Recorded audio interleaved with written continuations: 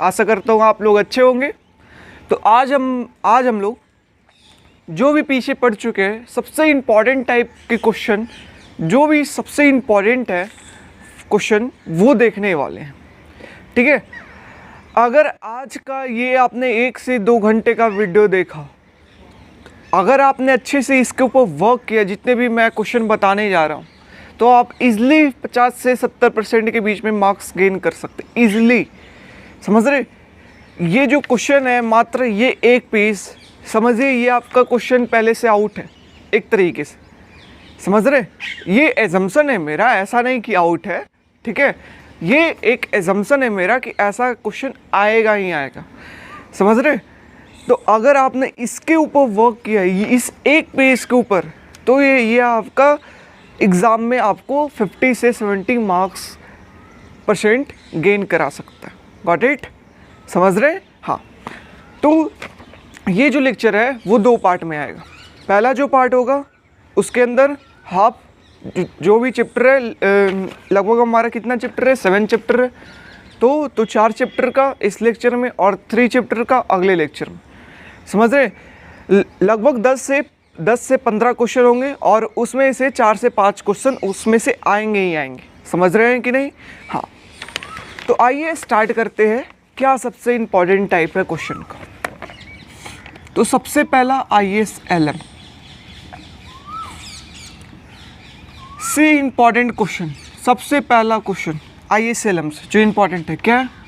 That is what is aggregate demand curve. Aggregate demand curve क्या है? And derive aggregate demand curve through ISLM।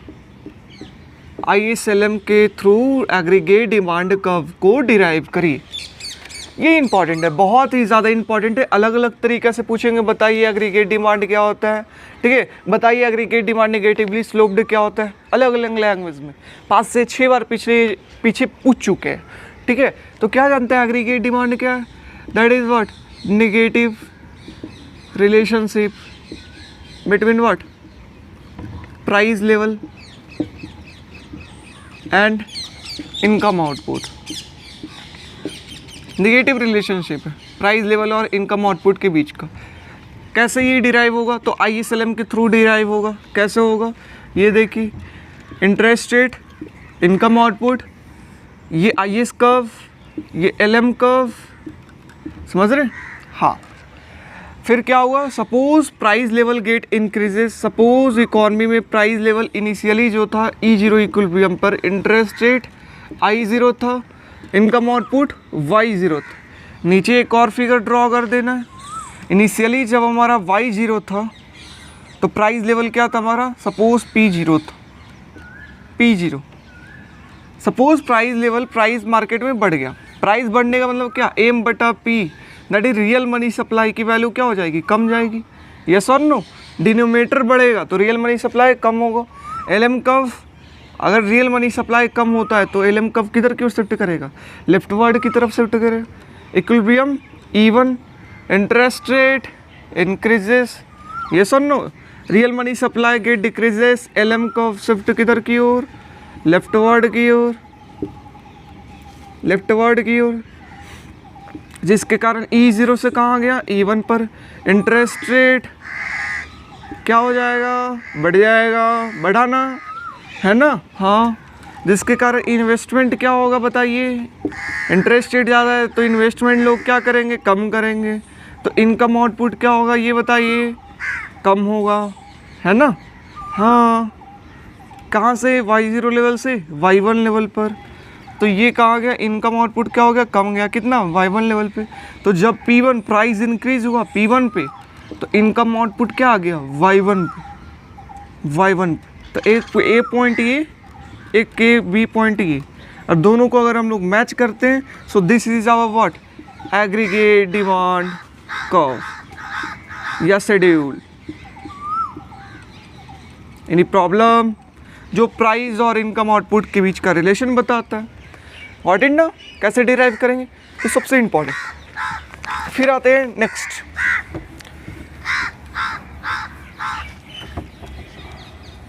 अगर आपको समझ में नहीं आ रहा है तो आप एग्रीगेट डिमांड का दैट इज लेक्चर नंबर 3 जा करके देखिए प्लेलिस्ट में, है ना। फिर उसके बाद आता है that is what is IS curve, that is second important. इसके अंदर आईएएस एलएम से जो है वो 15 से मतलब 20 से 30 मार्क्स के प्रॉक्स पूछेंगे, 20 से 30 मार्क्स का क्वेश्चन। तो पहला तो एडीएस देख लिए, वो इम्पॉर्टेंट है। दूसरा जो है वो क्या, that is what is IS curve. IS curve क्या होता है, derive IS curve. IS curve को डिराइव करिए। Explain the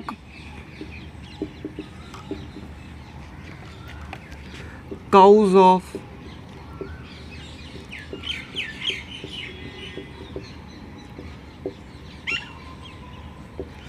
explain the cause of shift of IS curve.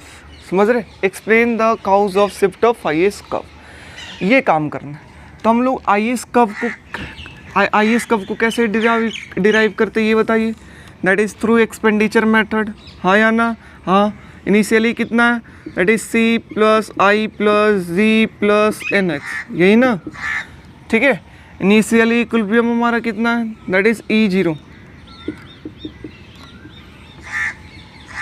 तो यहाँ पर हमारा कितना है, दैट इज वाई जीरो, है ना। इंटरेस्ट रेट इनिशियली जब कितना है, आई जीरो है, तो इनकम आउटपुट कितना है, वाई जीरो है। देखिए आपका थ्योरी लिखने का काम आपका है, एक्सप्लेनेशन करने का काम आपका है। मैं यहाँ पर फिगर आपको ड्रॉ करूँगा, आपको समझा दूंगा ये काम हो रहा है, ये नहीं हो रहा है। अगर एक्सप्लेनेशन मैं लिखना चाहूँ तो लंबा लेक्चर, बहुत ज़्यादा लंबा हो जाएगा, 6 घंटा 7 घंटा का लेक्चर हो जाएगा, समझ रहे कि नहीं। इसलिए मैं फिगर को एक्सप्लेन करूँगा कैसे क्वेश्चन का आंसर देंगे, क्योंकि आप फिगर बनाते हैं तो वही आपका 5 से 6 मार्क्स तो आपका फिगर है सिर्फ, व्हाट इट ना। हाँ, तो ये चीज़ initially interest rate I zero था तो इनकम आउटपुट वाई जीरो था, ठीक है। सपोज हमारा इंटरेस्ट रेट क्या हुआ, सपोज हमारा इंटरेस्ट रेट कम गया, क्या गया, कम गया, जिसके कारण इन्वेस्टमेंट क्या होगा, ज़्यादा होगा, या इंक्रीज़ कर गया। सपोज हमारा क्या कर गया, इंक्रीज़ कर गया। अगर हमारा इंटरेस्ट रेट इसमें से या कोई कंपोनेंट अगर इंक्रीज़ कर जाए, सपोज कंजम्पशन इंक्रीज़ कर गया, suppose consumption get increases, C plus I plus G plus N X, ठीक है, या इन्वेस्टमेंट बढ़ गया, समझ रहे कि नहीं। जब इंटरेस्ट रेट कम गया तो इन्वेस्टमेंट बढ़ गया, ये मान लिया हम लोग। इंटरेस्ट रेट कम गया तो इनिशियली हमारा कितना इंटरेस्ट रेट था, सपोज आई जीरो था इनिशियली, यानी प्रॉब्लम नहीं, आई जीरो इंटरेस्ट रेट पे, वाई जीरो था इनिशियली। फिर गया क्या गया, ये इवन पॉइंट पे जब इक्विलिब्रियम गया तो interest income output Y one, और इंटरेस्ट रेट हमारा क्या हुआ यहाँ पे, कम गया ना, हाँ या ना, हाँ। तो ये इनकम आउटपुट क्या गया, बढ़ गया, यानी प्रॉब्लम नहीं।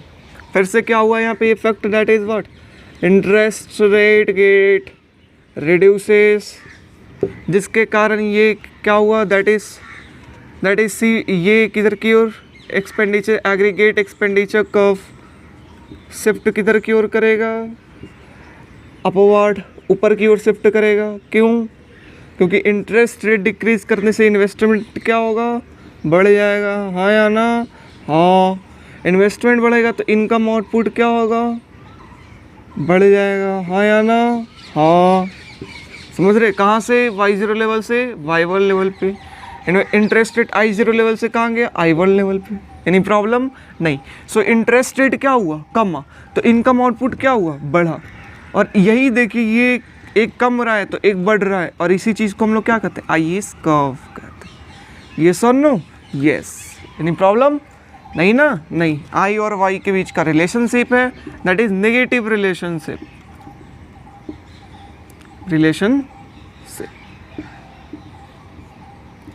एनी प्रॉब्लम नहीं ना। Negative relationship between interest rate and income output, समझ रहे, इस चीज़ को कहते हैं आईएएस कर्व, ओके। और आईएएस कर्व का डेफिनेशन क्या है वो तो जानते हैं, that is what, the combination of interest rate and income output at which goods market is in equilibrium. Goods market equilibrium में होना चाहिए, ये चीज़, that is what, goods market equilibrium में होना चाहिए, गॉट इट। मतलब डिराइव हम लोग कर लिए, डेफिनेशन हम लोगों ने देख लिया, अब बात आता है शिफ्ट कब करेगा। बताइए शिफ्ट कब करेगा। तो हम लोग मैथमेटिकल एक्सप्रेशन देखे थे हाँ या ना, that is y is equal to alpha G A minus कितना बी आई। कुछ आप कैसे ये इक्वेशन आया नहीं आया ज़रूरत नहीं है, अगर आपको आता है ठीक है डिराइव करना तो आप थोड़ा सा कर दीजिए, नहीं आता है तो कोई दिक्कत नहीं, ये सिर्फ इक्वेशन को याद रखना, that is y is equal to alpha G A bar minus B I. Any problem नहीं, ए बार माइनस बी आई। हम लोग बात बोले थे कि आई और वाई क्या शो कर रहा है, रिलेशन शो कर रहा है आई एस कर्व को, that is negative relationship. Any problem नहीं। अल्फा जी और बी क्या शो कर रहा है, स्लोप कब चेंज करेगा, यस और नो, यस। लेकिन जो ये ए है, ए ये क्या है, दैट इज ऑटोनॉमस स्पेंडिंग। ये जो है इसके कारण क्या करेगा, ये इसका शिफ्ट करेगा, यस और नो, यस। ऑटोनॉमस स्पेंडिंग के कारण आई इसका शिफ्ट करेगा। कैसे ऑटोनॉमस स्पेंडिंग, मतलब consumption that is C bar plus I bar plus G bar plus N X plus C T R, है ना। इसके अंदर यही सब चीज़ें ना थी, वही तो यहाँ पर भी है। तो ये अगर चेंज करेगा तो आई इस कब शिफ्ट करेगा, व्हाट इट इज और नो, यस।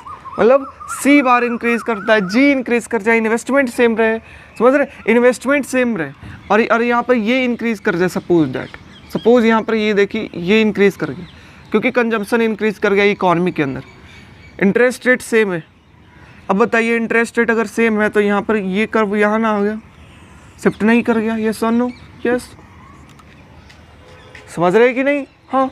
तो ये कर ऑटोनॉमस स्पेंडिंग अगर चेंज करेगा तो शिफ्ट करेगा। अगर ऑटोनॉमस ए का वैल्यू इंक्रीज करेगा तो किधर की ओर शिफ्ट करेगा, राइटवर्ड की तरफ शिफ्ट करेगा, राइटवर्ड की तरफ शिफ्ट करेगा, राइटवर्ड अपवर्ड। और अगर ए की वैल्यू कम होगी तो किधर की ओर शिफ्ट करेगा, लेफ्टवर्ड की ओर शिफ्ट करेगा। यानी प्रॉब्लम नहीं ना, नहीं। तो ये वो आईएएस कहानी का गाथा लिखना है पूरा, समझ रहे, व्हाट इज आईएएस कब, डिराइव कैसे होगा, शिफ्ट कब करेगा, पूरा गाथा इसका लिख डालना है। ओके, तो 15 मार्क्स का ये क्वेश्चन पूछेगा। अच्छा, इसी चीज़ में क्या बोल सकता है, दैट इज आईएएस कब है, इसी तरीके से आपका एलएम कब पूछे, है ना। क्या पूछे, LM curve, that is what is LM curve,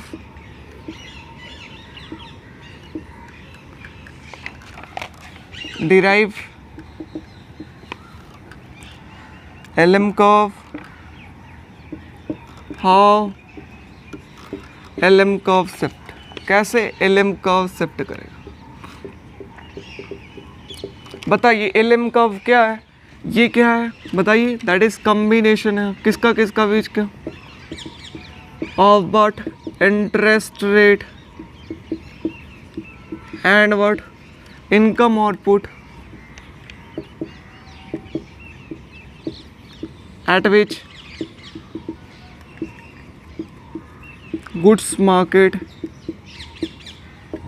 is in equilibrium. ये क्या है, कॉम्बिनेशन है किसका किसके बीच का, इंटरेस्ट रेट और इनकम आउटपुट के बीच का, जहाँ पर क्या goods market not, that is money market is in equilibrium. Any problem नहीं ना, मनी मार्केट इक्विलिब्रियम में हो, ऐसा कॉम्बिनेशन हो इंटरेस्ट रेट और इनकम आउटपुट का। ये डिराइव किस चीज़ से होता है, हम लोगों ने बात किया था, that is what, demand and supply for money, yes और no, yes. Demand and supply for money क्या पढ़ा था, that is demand for money represented by L. तो डिमांड फॉर मनी जो है वो क्या है, अगर इनकम बढ़ता है लोगों का तो डिमांड क्या करेंगे, लोग ज़्यादा करेंगे, एनी प्रॉब्लम नहीं, इनकम बढ़ेगा डिमांड ज़्यादा करेंगे पैसे का।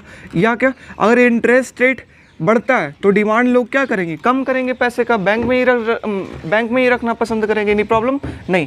तो इसी चीज़ से हम लोगों ने निकाला था mathematically, that is L is equal to what, K Y minus H I. Mathematical expression है, सो नो, यस।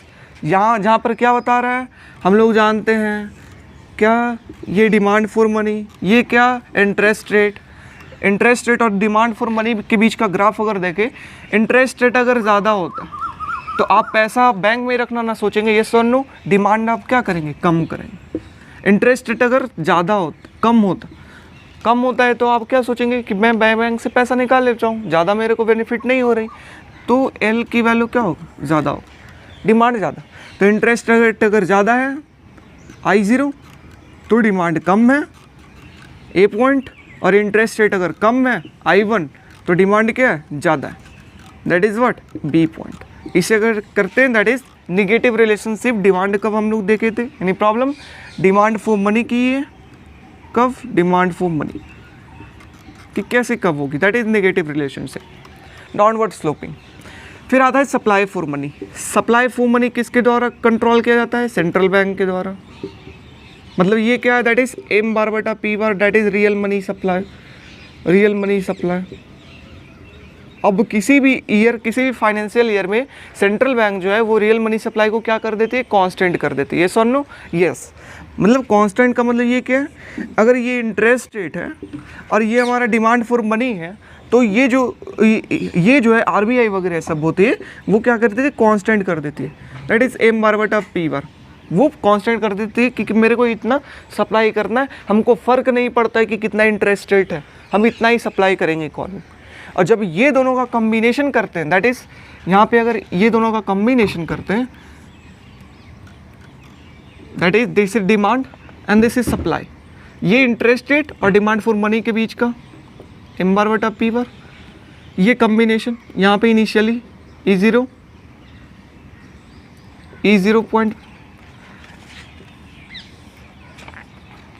ये तो इनिशियली हमारा क्या था, ये E0 पॉइंट पे है, तो इंटरेस्ट रेट हमारा क्या है, I0, समझ रहे। ये इनकम आउटपुट क्या है, Y0। अब सपोज हमारा क्या हुआ, इंटरेस्ट रेट इंक्रीज किया, क्या किया, इंटरेस्ट रेट बढ़ गया। अब बताइए इंटरेस्ट रेट बढ़ेगा, इंटरेस्ट रेट अगर बढ़ेगा तो डिमांड लोग ज़्यादा करेंगे या कम करेंगे, बताइए, ज़्यादा करेंगे लोग। अगर ज़्यादा लोग करेंगे तो किधर डिमांड क्या करेंगे, कम करेंगे तो किधर की ओर शिफ्ट करेगा, अपवर्ड की ओर डिमांड को। ये अपवर्ड की ओर शिफ्ट करता है, मतलब ये क्या, इंटरेस्ट रेट इंक्रीज कर गया I1 लेवल पे, जिसके कारण लोग डिमांड कम करेंगे तो उनके पास इनकम क्या जाएगा, बढ़ जाएगा, ज़्यादा वो पैसा कमाएंगे पैसे पे, यस और नो, यस। तो ये कब कैसा बनेगा, कुछ अपवर्ड स्लोपिंग बनेगा। यानी प्रॉब्लम नहीं ना, नहीं। इनिशियली क्या था, E0 पॉइंट, ये डिमांड ये सप्लाई दोनों को मिला दी, क्या हुआ, suppose interest rate increases, interest rate बढ़ गया, यानी प्रॉब्लम नहीं, इंटरेस्ट रेट बढ़ गया, मतलब डिमांड फॉर मनी जो है वो किधर की ओर शिफ्ट करेगा, बताइए, डिमांड फॉर मनी का राइटवर्ड की तरफ शिफ्ट करेगा। अगर राइटवर्ड की तरफ शिफ्ट करता है तो बताइए, अगर इंटरेस्ट रेट बढ़ रहा है, डिमांड लोग कम करेंगे तो उनके इनकम क्या होगा, इंक्रीज करेगा, यही तो बता रहा है, that is positive relationship, that is what, positive relationship. यानी प्रॉब्लम नहीं ना, नहीं। इसका हम लोगों ने मैथमेटिकली जो देखा था, क्या देखा था, I is equal to 1/h KY minus कितना, M bar by P bar. कोई बात नहीं, सिर्फ ये इक्वेशन याद रखना है और कुछ नहीं, समझ रहे। ये आपने इक्वेशन लिखा मतलब वो समझ जाएगा, अच्छा वो जानता है काम, नहीं प्रॉब्लम नहीं। जानते हैं Y और I जो है वो directly proportional, that is positive relationship बता रहा है, LM कर्व को बता रहा है। K और Y जो है वो क्या बता रहा है, दैट इज स्लोप बता रहा है। K का वैल्यू इंक्रीजेस, Y का वैल्यू डिक्रीजेस, फ्लैटर। K का वैल्यू डिक्रीजेस, H का वैल्यू इंक्रीजेस, स्टीपर। ये हमारा क्या बताता है, स्लोप बताता है, बात कर चुके। बात आता है शिफ्ट का, जो हमारा थर्ड पार्ट, कब शिफ्ट करेगा, जब रियल मनी सप्लाई चेंज करेगा तब शिफ्ट करेगा। यानी problem that is real money supply, real money supply change करेगा तब शिफ्ट करेगा। अगर रियल मनी सप्लाई इंक्रीज होगा तो किधर की ओर शिफ्ट करेगा, downward, that is rightward downward. यानी प्रॉब्लम नहीं। जब रियल मनी सप्लाई M बार बटा P बार इंक्रीज करे तब, और जब ये डिक्रीज हो रियल मनी सप्लाई, मतलब ये जो कर्व है अगर इंक्रीज करता है इधर की ओर तो शिफ्ट करेगा किधर की ओर, राइटवर्ड की ओर। और जब अगर इधर की ओर रियल मनी सप्लाई होता है, दैट इज कम होता है रियल मनी सप्लाई, तो किधर की ओर, दैट इज लेफ्टवर्ड, अपवर्ड। यानी प्रॉब्लम समझ में आ रहा है कि नहीं, समझ रहे हैं। दैट इज LM कर्व किसे कहते हैं, कैसे डिराइव होगा और कैसे ये शिफ्ट करेगा, गॉट इट। हाँ, तो ये हुआ पार्ट अब एक इसमें कभी कभी जो क्वेश्चन पूछते थे वो है what is linkage between, linkage क्या है गुड्स मार्केट के बीच में और मनी मार्केट के बीच में, लिंकेज क्या है ये बताइए। What is the linkage between goods market and money market, समझ रहे, गुड्स मार्केट और मनी मार्केट के बीच में लिंकेज क्या है। अब सपोज लिंकेज क्या है ये देखिए, दैट इज सपोज लोगों के पास इनकम और आउटपुट इंक्रीज हो गई, क्या हो गई, लोगों के पास गवर्नमेंट स्पेंडिंग इंक्रीज किया गया जिसके कारण इनकम आउटपुट इंक्रीज हो गई। मतलब कि ये अगर इनिशियली IS कब है तो गवर्नमेंट स्पेंडिंग के कारण किधर की ओर शिफ्ट किया, राइटवर्ड, जिसके कारण Y0 लेवल से हमारा कितना आ गया, दैट इज Y1 लेवल पे आ गया इनकम आउटपुट। एनी प्रॉब्लम नहीं। तो ये हुआ दैट इज गुड्स मार्केट। अब बताइए इनकम आउटपुट, अगर लोगों का इनकम बढ़ रहा है तो वो मनी की डिमांड ज़्यादा करेंगे या कम करेंगे, that is L is directly proportional to Y, that is L की वैल्यू ज़्यादा होगा, डिमांड क्या करेंगे, ज़्यादा करेंगे। अगर एल की वैल्यू ज़्यादा होगा तो बताइए ये डिमांड फॉर मनी चेंज करेगा, यस और नो, यस। और डिमांड अगर चेंज करेगा तो इक्विलिब्रियम जो इनिशियली था कुछ ऐसा इनिशियली, अब डिमांड हमारा क्या हो गया, दैट इज इनकम बढ़ा तो डिमांड बढ़ गया, डिमांड बढ़ने का मतलब किधर, इधर की ओर, समझ रहे। तो इनिशियली हमारा कैसा था, LM कर्व कुछ ऐसा था, कुछ ऐसा। अब डिमांड बढ़ जाने के कारण क्या होगा, LM कर्व जो है कुछ ऐसा चेंज हो जाए, समझ रहे हो कि नहीं समझ रहे हो, ठीक है। तो ये इफेक्ट होता है। तो गुड्स मार्केट में चेंज होने के कारण हमारा डिमांड फॉर मनी पर इफेक्ट पहुंचा है, और डिमांड फॉर मनी का इफेक्ट जो हुआ वो क्या करा है, डिमांड फॉर मनी को शिफ्ट कराया, जिसके कारण LM कर्व पे इफेक्ट पहुंचा, that is what, money market में इफेक्ट पहुंचा। समझ रहे कि नहीं, दैट इज क्वेश्चन क्या आएगा, what is the linkage between goods market and money market, क्या लिंकेज है बताइए। तो हम लोग ये बताएंगे कि इनकम या इंटरेस्ट रेट एक में चेंज करेगा तो दूसरे में इफेक्ट पहुंचाएगा, कुछ ऐसा फिगर बना कर। गॉट इट, बहुत कम बार आया लेकिन एक दो बार आया। तो अभी जो पीछे दो टाइप जो बता चुके हैं, दैट इज पहला ADS कैसे डिराइव होगा, दूसरा IS कर्व कैसे डिराइव होगा, कैसे शिफ्ट करें, LM कर्व कैसे डिराइव होगा, कैसे शिफ्ट करें। और ये लिंकेज, ये इससे 15 मार्क्स से 20 मार्क्स, मतलब 20 मार्क्स के अप्रॉक्स ग्रांटेड रखे कि आपका आएगा ही आएगा, समझ रहे हैं। तो ये हुआ पार्ट नंबर 1 जो आपका 15 से 20 मार्क्स आपको देगा ही देगा। Got it, yes. अब हमारा आता है part number B, that is monetary and fiscal policy, monetary and fiscal policy.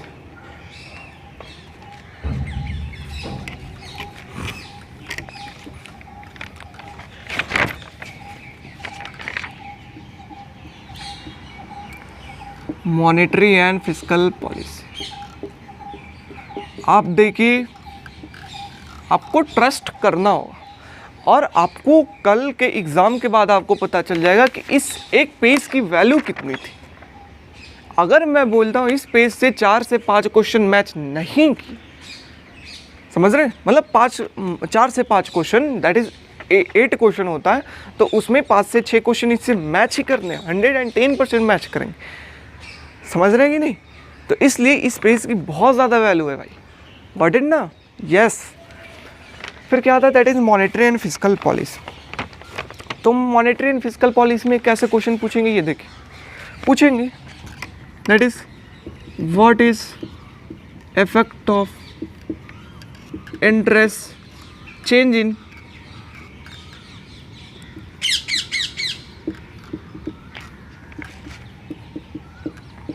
Following on interest rate and what, real GDP बोलिए, इनकम आउटपुट बोलिए, बराबर है इनकम आउटपुट, या रियल GDP भी लिखिए, कोई दिक्कत नहीं, यानी प्रॉब्लम नहीं।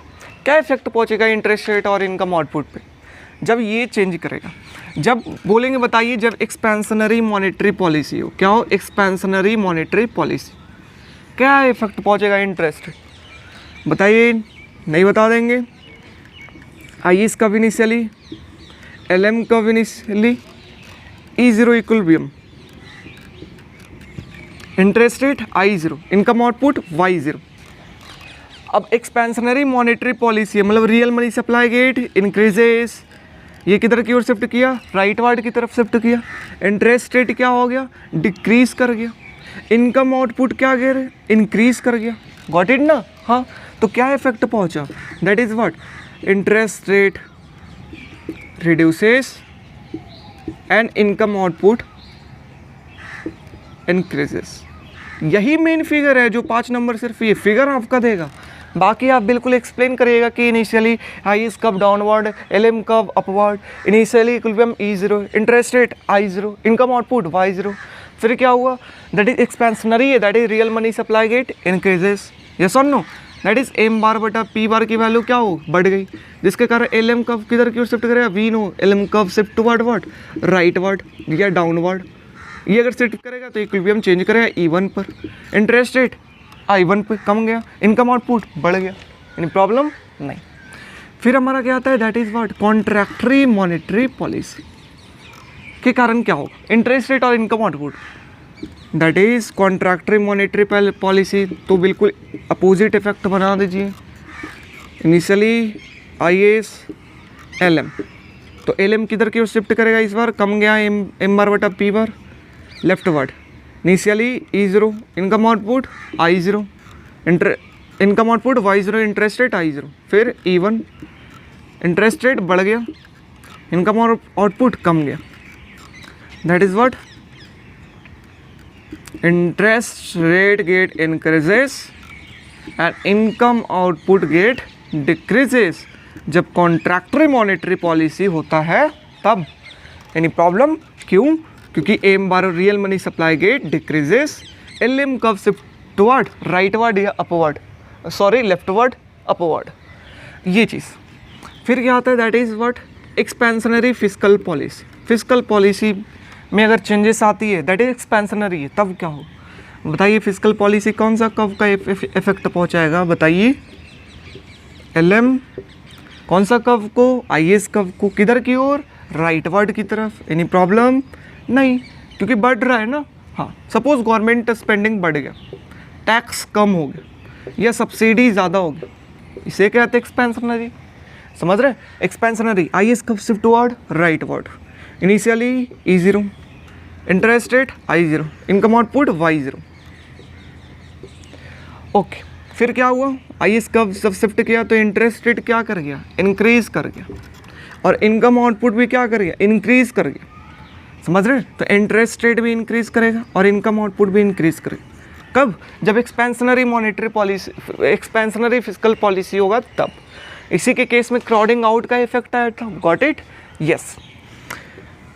दैट इज ये इतना लेवल तक सरकार ने सोचा था कि इतना लेवल पे आएगा, Y2 लेवल पे, लेकिन इंटरेस्ट रेट बढ़ने के कारण इन्वेस्टमेंट कम होगा तो Y2 लेवल नहीं Y1 लेवल पे आ जाती, समझ रहे हो। सरकार सोची थी कि यहाँ से यहाँ पर चेंज हो, लेकिन ये Y2 लेवल पे नहीं, ये इंटरेस्ट रेट बढ़ा, इन्वेस्टमेंट कमा, Y1 लेवल पे आ गया, इसी को क्राउडिंग आउट कहते हैं, गॉट इट ना, yes.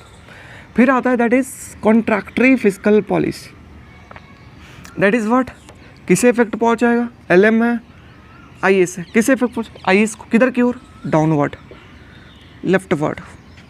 Initially E0, interest rate I0, income output Y0। फिर क्या हुआ, इंटरेस्ट रेट कम गया, इनकम आउटपुट कम गया, समझ रहे हो ना।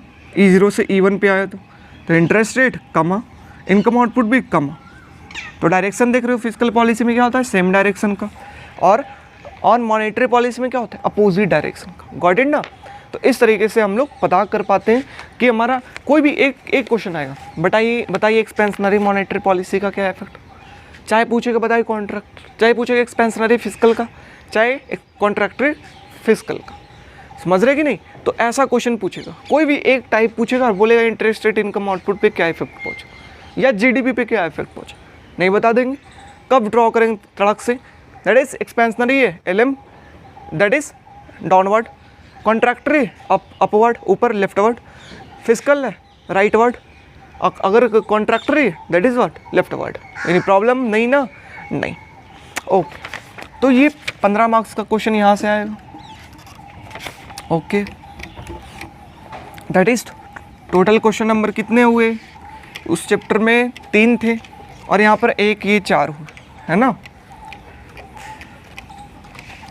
4 क्वेश्चन डिस्कस हुए, जिसमें अब आता है that is 5th number question. 5th number question क्या आएगा, कैसे आएगा, that is what is effect of change in following on interest rate and income output. Income output अगर आप पढ़ रखे होंगे तो आपको बिल्कुल ईजिली आपको रिवाइज हो रहा होगा, और नहीं पढ़ रखे होंगे तो आपको प्रॉब्लम हो रही होगी। समझ रहे हैं कि नहीं। लेकिन याद रखना कि ये सब क्वेश्चन इंपॉर्टेंट है, रटना है, जो करना है आप करिए। दैट इज इफेक्ट क्या होता है, ड्यू टू व्हाट, पहला बोला सब पार्ट बना करके पूछेगा, that is increase in government spending, increase in government expenditure या स्पेंडिंग, ये बोलेगा क्या इफेक्ट पहुंचेगा, इंटरेस्ट रेट और इनकम आउटपुट। समझ रहे हैं, मतलब गवर्नमेंट स्पेंडिंग लिखेगा, गवर्नमेंट एक्सपेंडिचर रखेगा, उसमें इंक्रीज किया। अब बताइए गवर्नमेंट स्पेंडिंग, गवर्नमेंट की बात आ जाए तो क्या बोले थे, कौन सा कर्व, आईएस कर्व, यस और नो, यस। समझ रहे हैं ना, दैट इज गवर्नमेंट स्पेंडिंग किसके अंदर का पार्ट है, ऑटोनॉमस स्पेंडिंग वाला का पार्ट है। समझ रहे हैं कि नहीं, यस। मतलब ऑटोनॉमस स्पेंडिंग इंक्रीज कर रहा है। Initially IS curve, LM curve, E0, I0, Y0, I और वाई के बीच का रिलेशनशिप है। क्या हुआ, गवर्नमेंट स्पेंडिंग बढ़ा, ऑटोनॉमस स्पेंडिंग बढ़ा, जिसके कारण कि इधर की ओर कौन सा कर्व शिफ्ट करेगा, आईएस कर्व शिफ्ट करेगा। किधर की ओर शिफ्ट करेगा, बताइए बताइए बताइए, राइट वर्ड की तरफ शिफ्ट करेगा, यस और नो, यस।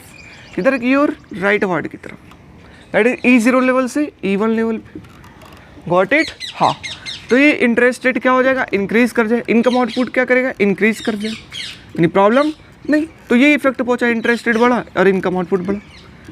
अब लग रहा हो ये फिगर और ये चीज़ हम लोग पीछे तो ड्रॉ कर चुके हैं।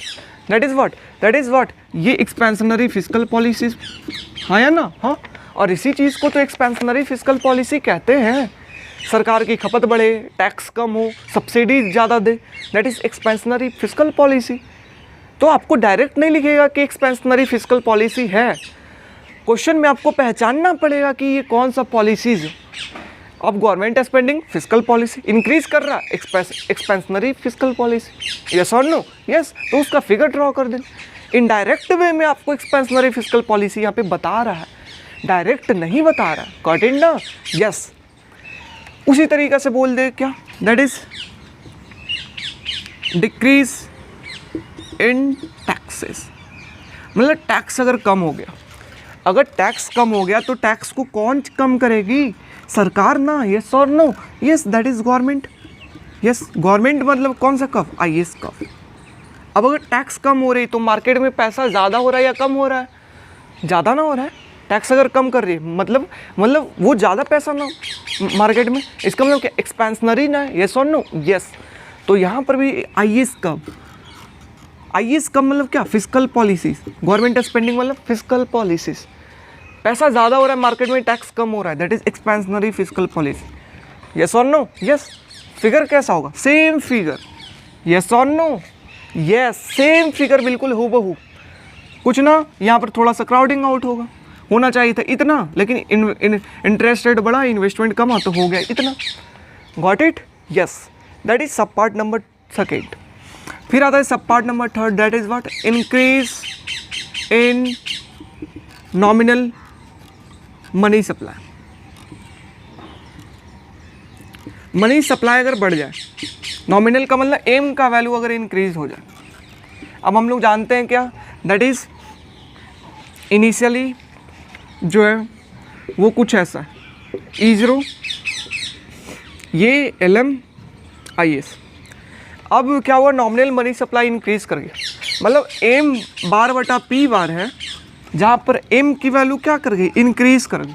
सपोज हम लोग मानेंगे कि प्राइस रिमेन कांस्टेंट, तो अगर न्यूमरेटर इंक्रीज करता है, ओवरऑल रियल मनी सप्लाई क्या करेगी, इंक्रीज करेगी, यस और नो, यस। जब नॉमिनल की वैल्यू बढ़ी, प्राइस कांस्टेंट है, तो रियल मनी सप्लाई क्या करेगी? इंक्रीज करेगी। अब रियल मनी सप्लाई इंक्रीज करेगी, रियल मनी सप्लाई कौन कंट्रोल करता है? दैट इज सेंट्रल बैंक, हाँ या ना? हाँ, real money supply central bank. कौन से कर्व को इफेक्ट पहुंचेगा? एलएम कर्व को। यस और no? Yes, that is LM curve के इक्वेशन में था। और रियल मनी सप्लाई क्या करता है? शिफ्ट करता है। इंक्रीज करेगा तो किधर की ओर? डाउनवर्ड। इंक्रीज और डिक्रीज करेगा तो अपवर्ड। Got it? तो यहाँ पर real money supply get increases क्योंकि नॉमिनल की वैल्यू इंक्रीज हुई। Initially I0 income output, Y0 फिर इंटरेस्ट रेट कम गया, इनकम आउटपुट इंक्रीज कर गया। Got it? That is interest rate कमा, इनकम आउटपुट इंक्रीज हुआ। That is the effect of increase in nominal money supply. LM curve को shift किया rightward, जिसके कारण इफेक्ट क्या हुआ? इंटरेस्ट रेट कमेगा और इनकम आउटपुट इंक्रीज करेगा।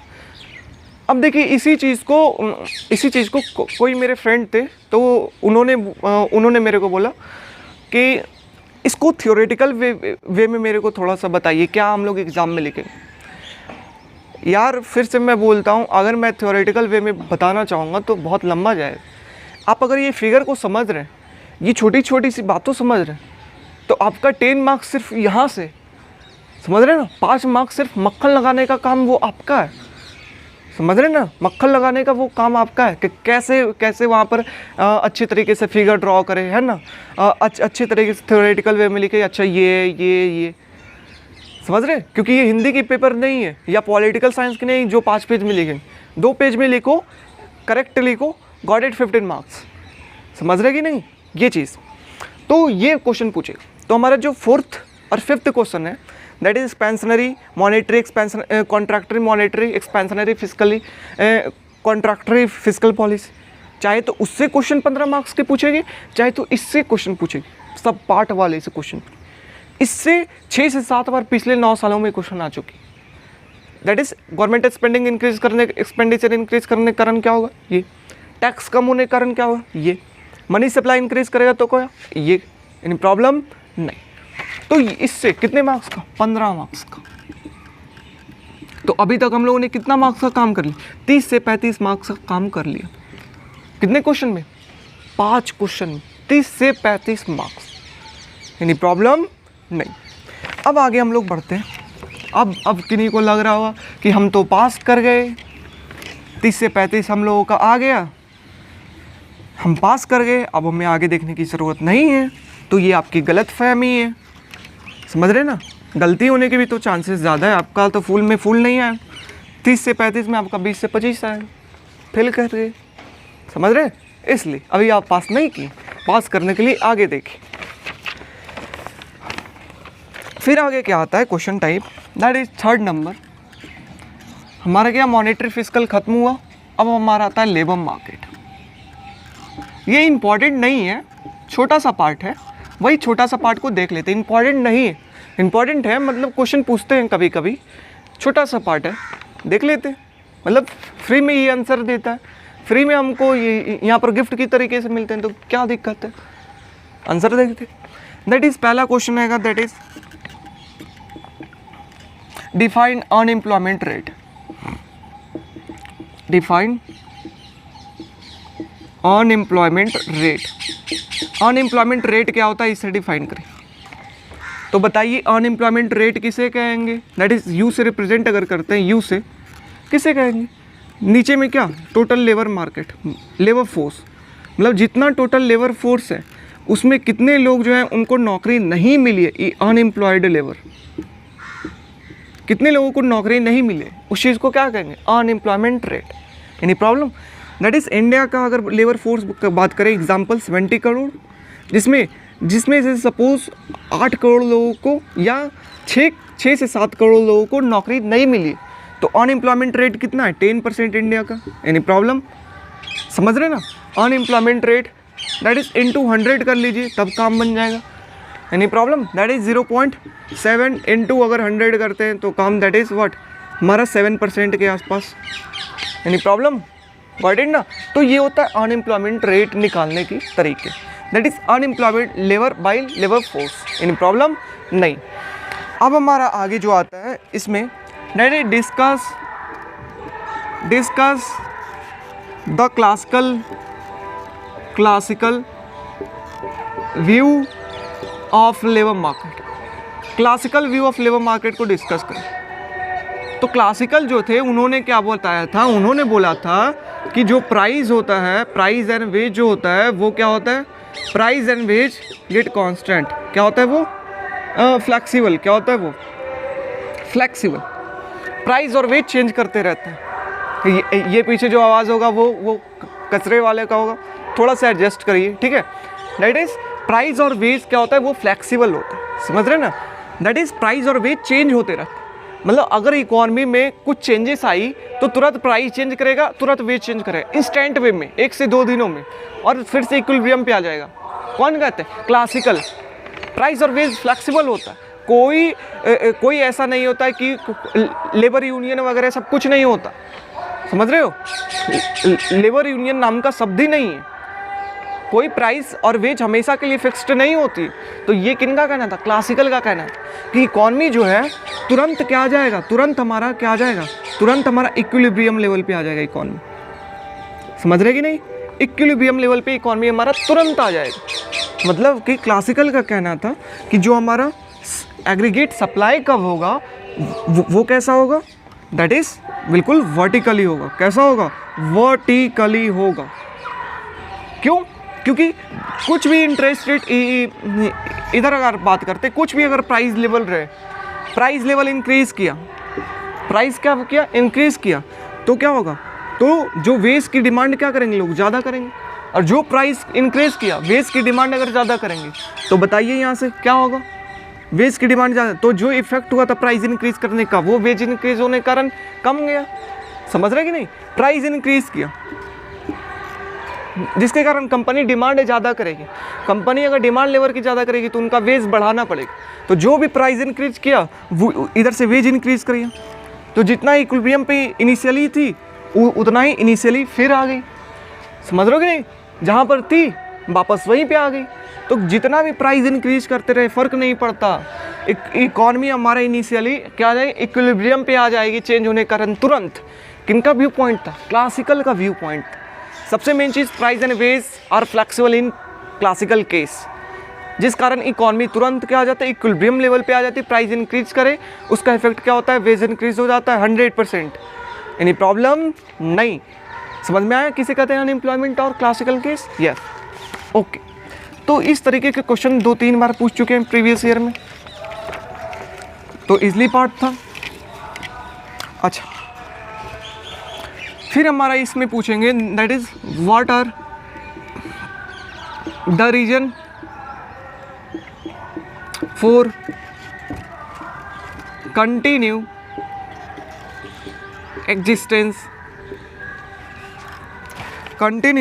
Existence of unemployment in economy. क्या रीजन है लगातार अनएम्प्लॉयमेंट इन एन इकोनॉमी, क्या रीजन है, इकोनॉमी में लगातार इंडिया में लगातार बेरोजगारी होने का क्या रीज़न है, ये बताइए। समझ रहे हैं। तो ये जो है, जो मेन है, ऐसा लग रहा है यूपीएससी का क्वेश्चन है जो मेंस में आया है ना। बताइए क्या रीज़न है जो भारत में इतना बेरोजगारी रहता है, क्यों लगातार बेरोजगारी क्यों रहता है, लिखिए। क्या है, थ्योरेटिकल क्वेश्चन है। तो पहला क्या बोलेंगे, दैट इज़ भारत की पॉपुलेशन जो है 130 करोड़, जिसका जो लेबर फोर्स है 70 करोड़, जो कि वर्ल्ड में सेकेंड मोस्ट लेबर फोर्स। यानी प्रॉब्लम नहीं। सेकेंड क्या हम लोग बोलेंगे, जिस कारण सभी लोगों को रोज़गार देना पॉसिबल नहीं। समझ रहे हो कि नहीं, ये रीज़न। दूसरा रीज़न दैट इज़, ये तो नहीं बोल सकते पॉपुलेशन के कारण बेरोजगारी ज़्यादा है, एजुकेशन। जो लोग जो है भारत में एजुकेटेड कम है, यानी प्रॉब्लम नहीं ना।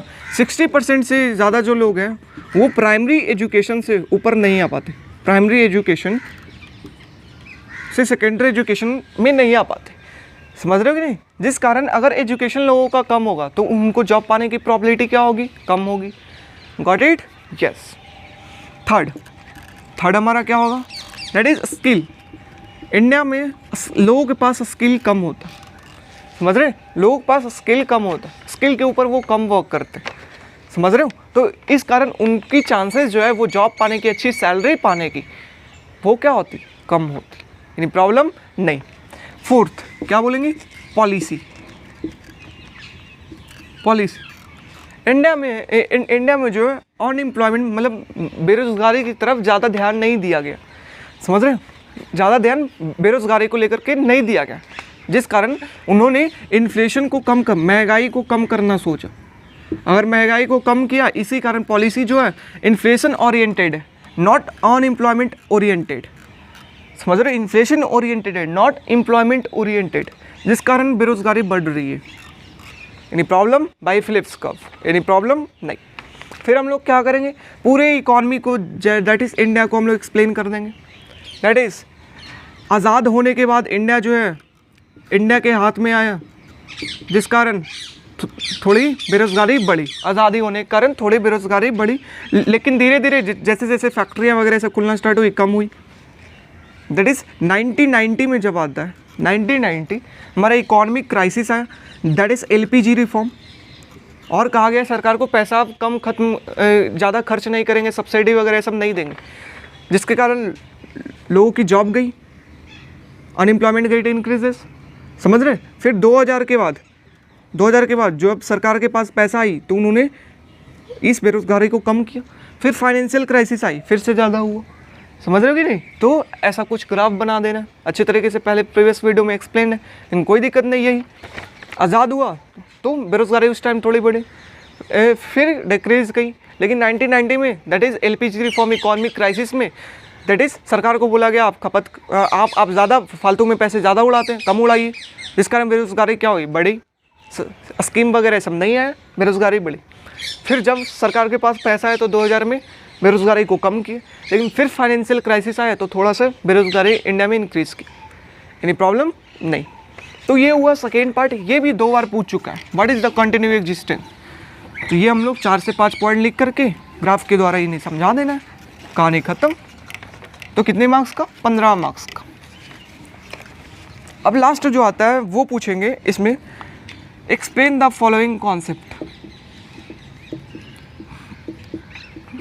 एक्सप्लेन द फॉलोइंग कॉन्सेप्ट, ये सारे कॉन्सेप्ट को एक्सप्लेन करिए।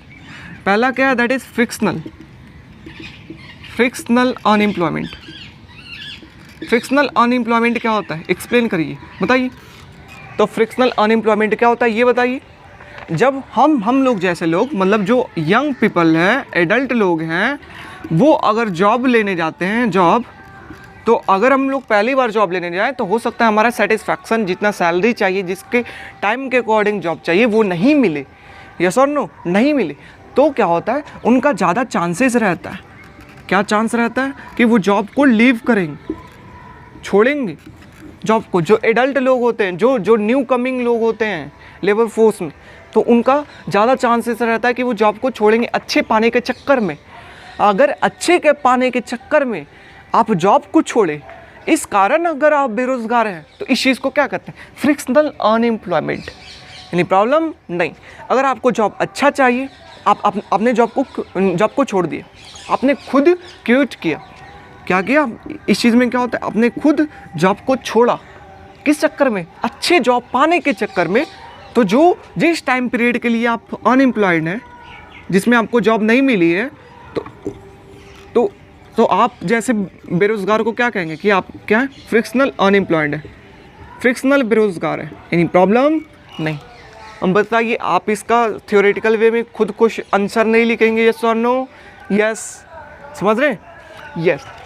अब बताइए, फ्रिक्शनल ये हो गया, तो अब आता है structural, that is what, structural unemployment. Structural बेरोजगारी किसे कहते हैं, स्ट्रक्चरल का मतलब स्ट्रक्चर में चेंज आएगा, किस कारण से, टेक्नोलॉजी के कारण, टेक्नोलॉजी में चेंजेस आए, जिसके कारण क्या आ जाए, स्ट्रक्चरल चेंज आ जाए।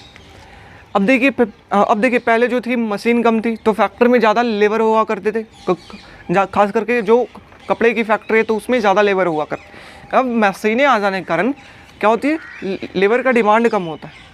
तो जो टेक्नोलॉजी में चेंज होने के कारण जो बेरोजगारी आया, दैट इज़ पहले अगर 10 लेबर थी तो मशीन को ख़रीद लिया गया, अब मात्र 2 ही लेबर की ज़रूरत पड़ रही है जब मशीन खरीदा गया। तो 8 लेबर को क्या होगा, बोलेंगे जॉब छोड़ो भैया, समझ रहे हो ना, जॉब छोड़ना पड़ेगा। तो इस कारण अगर बेरोजगार अगर लोग हो रहे हैं टेक्नोलॉजी में चेंज होने के कारण, तो इस चीज़ को क्या कहेंगे, स्ट्रक्चरल अनएम्प्लॉयमेंट कहेंगे, यानी प्रॉब्लम नहीं। और ये जो होता है वो क्या लॉन्ग पीरियड के लिए होता है, लॉन्ग पीरियड के लिए, समझ रहे हैं, स्ट्रक्चरल अनएम्प्लॉयमेंट लंबे टाइम के लिए होता है, व्हाट इट। हाँ, फिर थर्ड आता है that is what, cyclic unemployment. Cyclic unemployment क्या होता है, देख, तो हमारा इकॉनमी जो है, इकॉनमी जो है वो हमेशा तो अच्छा नहीं रह सकता, कभी अच्छा होगा कभी ख़राब होगा। तो अगर अच्छा होगा तो डिमांड ज़्यादा करेंगे लोग, लेकिन अगर इकॉनमी हमारा ख़राब होगा, मतलब जब इकॉनमी हमारा किस चीज़ में हो, स्लो डाउन में हो, तो क्या होता है, स्लो डाउन में हो तो डिमांड लोग कम करते हैं, डिमांड लोग कम करेंगे। अगर कम करेंगे तो कंपनी क्या करेगी, सप्लाई क्या करेगी, कम करेगी। अगर सप्लाई कम करेगी तो लेबर का डिमांड क्या करेगी, लेबर की डिमांड कम करेगी। और लेबर की अगर डिमांड कम करेगी तो जिसके कारण मार्केट में क्या होगा, बेरोजगारी होगा। यस और नो, यस। और इसी चीज़ को क्या कहते हैं, साइक्लिक अनएम्प्लॉयमेंट। क्यों होता है, इकोनॉमिक स्लो डाउन के कारण होता है। जब इकॉनमी हमारा अच्छा नहीं कर रहा होता है, डिमांड लोग नहीं करते हैं, तो सप्लाई कम करना पड़ता है, जिस कारण लोगों की जॉब, जो लेबर है उनकी जॉब छोड़नी पड़ती है, खुद से नहीं, कंपनी छुड़ाती, समझ रहे हो कि नहीं, कंपनी छुड़ाती, समझ रहे हो, कंपनी उन्हें निकाल देती है कि नहीं आपको ज़रूरत नहीं है, अभी हम गड्ढे में चल, समझ रहे हो। तो इस चीज़ को क्या कहते हैं, साइक्लिक अनएम्प्लॉयमेंट कहते हैं, समझ रहे हैं।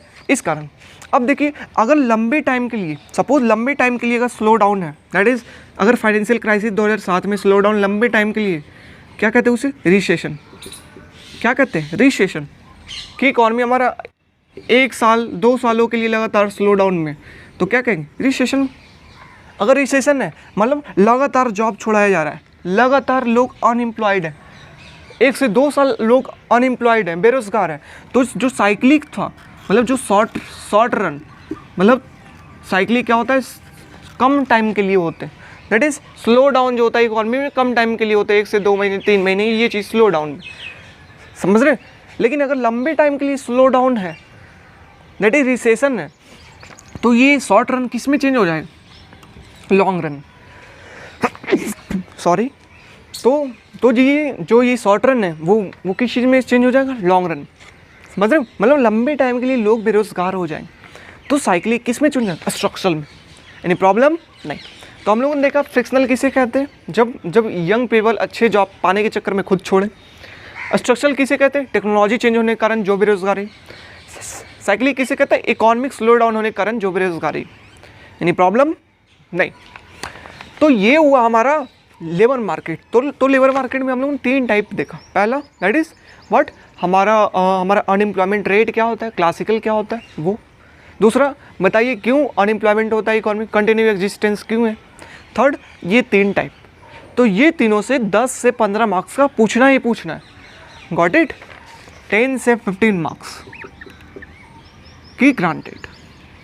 अब बताइए हम लोगों ने कितना मार्क्स का काम कर लिया, अप्रॉक्स 45 मार्क्स का हम लोगों ने काम कर लिया, समझ रहे हैं, हाँ 45 मार्क्स का काम कर लिया। अब बताइए आप पास हो जाएंगे, आप पास हो जाएंगे। अभी भी 45 मार्क्स में से आप कितने मार्क्स लाएंगे, 35 मार्क्स, 30 मार्क्स, तो अभी भी पास आप नहीं, इसलिए आगे बने हुए रहे, गॉट इट, यस। अब हमारा आता है डेट इज एडी और एस की क्वेश्चन। लेबर मार्केट गया हमारा, एडी और एस की क्वेश्चन कितने मार्क्स का इससे पूछेंगे, 15 मार्क्स तो ग्रांटेड है, 15 मार्क्स तो ग्रांटेड है, 110%। कभी कभी 2 क्वेश्चन भी पूछ देते हैं 30 मार्क्स, तो समझ रहे हैं, that is total 8 number question है, 8 क्वेश्चन में 5 बनाना है, 8 क्वेश्चन में 2 क्वेश्चन सिर्फ एडीएस से पूछे, या एक क्वेश्चन तो पूछेंगे ही पूछे, समझ रहे हैं ये चीज़। तो एडीएस से क्वेश्चन कैसे पूछेंगे, पहला बताइए एग्रीगेट डिमांड क्या होता है, यानी प्रॉब्लम नहीं। बताइए एग्रीगेट डिमांड क्या होता है, ये डिराइव कैसे होता है, डिराइव कैसे होता है, 2 तरीके से होता है, हम लोग पहले डिराइव कर चुके ISLM से। कैसे, दूसरा क्या होता है, एक्सपेंडिचर मेथड से कैसे डिराइव हो, एक्सपेंडिचर मेथड के थ्रू कैसे डिराइव, कौन, एग्रीगेट डिमांड, एक्सपेंडिचर मेथड के थ्रू कैसे एग्रीगेट डिमांड डिराइव होगा, ये चीज़। अच्छा, ये चीज़ फिर इसमें क्या बोलेंगे, एग्रीगेट डिमांड बताइए शॉर्ट रन के अंदर क्या होता है या लॉन्ग रन के अंदर क्या होता है, दोनों में सेम होता है, समझ रहे हैं। एग्रीगेट डिमांड शॉर्ट रन में कैसा होता है, लॉन्ग रन में कैसा, और फिर बोलेंगे बताइए एग्रीगेट डिमांड शिफ्ट कब करेगा, क्या एग्रीगेट डिमांड कब शिफ्ट कैसे करेगा, ये बताइए। ये क्वेश्चन पूछिए, कितने मार्क्स का, 15 मार्क्स का। एग्रीगेट डिमांड क्या होता है, डिराइव करिए, चाहे ISLM से चाहे एक्सपेंडिचर से, और शिफ्ट कब करेगा, शॉर्ट रन में कैसा होता है। तो एग्रीगेट डिमांड क्या होता है ये बताइए। ये रिलेशनशिप है किसके किसके बीच का, प्राइस के बीच का और किसका, रियल GDP के बीच का। और डिमांड कब है तो कैसा होगा ये बताइए, negative relationship, downward sloping, any problem नहीं।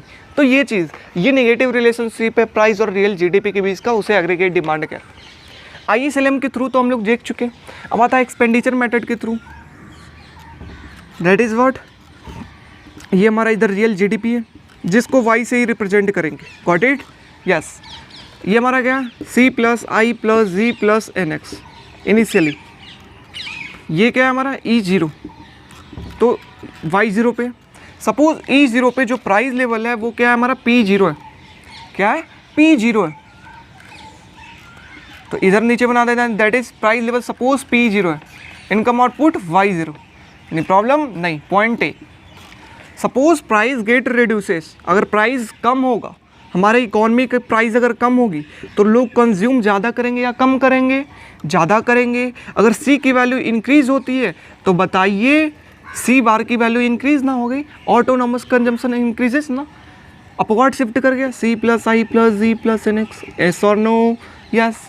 अपवर्ड शिफ्ट करने के कारण क्या हुआ, इक्विलिब्रियम E1 पर, इधर क्या CIG इधर है E1 आउटपुट कितना Y0, कब प्राइस डिक्रीज हुआ, कंजम्पशन इंक्रीज हुआ तो इनकम आउटपुट इंक्रीज हुआ। अगर इनकम आउटपुट इंक्रीज हुआ कब, जब प्राइस लेवल डिक्रीज किया, any problem no, income output increase किया जब प्राइस लेवल डिक्रीज किया।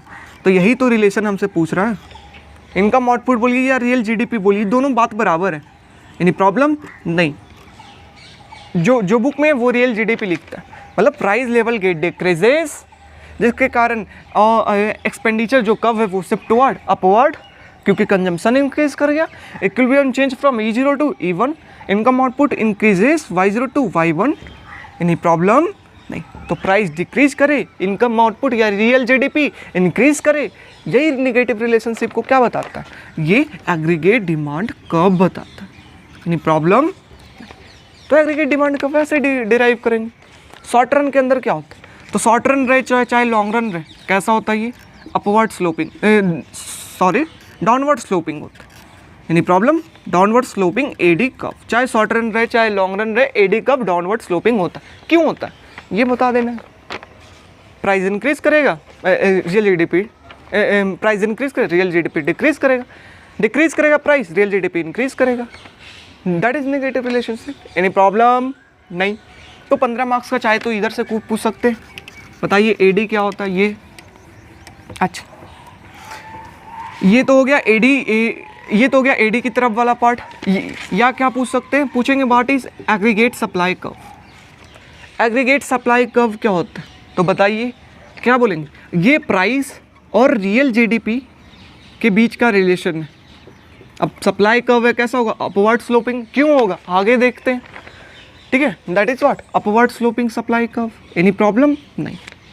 बात आएगा सप्लाई कर्व डिराइव करिए, बहुत कम बार पूछते हैं डिराइव करिए, पूछता ही नहीं है कि सप्लाई कर्व को डिराइव करिए, लेकिन डिराइव हम लोग किससे करेंगे, wage setting ratio and price setting ratio से करेंगे, यस और no, wage setting ratio and price setting ratio से हम लोग इसे डिराइव करेंगे, समझ रहे हैं। हाँ, कैसे, हम लोग जानते हैं that is what W is equal to W/P is equal to 1/1 + M, ठीक है, ये हम लोग जानते हैं, that is W/P is equal to 1/1 + M, और वैसे W is equal to PE F U Z. अगर समझ में आ रहा है तो ठीक है, नहीं समझ में आ रहा है तो कोई दिक्कत नहीं, क्योंकि बहुत कम बार पूछे ही नहीं, ठीक है। डब्ल्यू बाई पी, तो ये चीज़ ठीक है।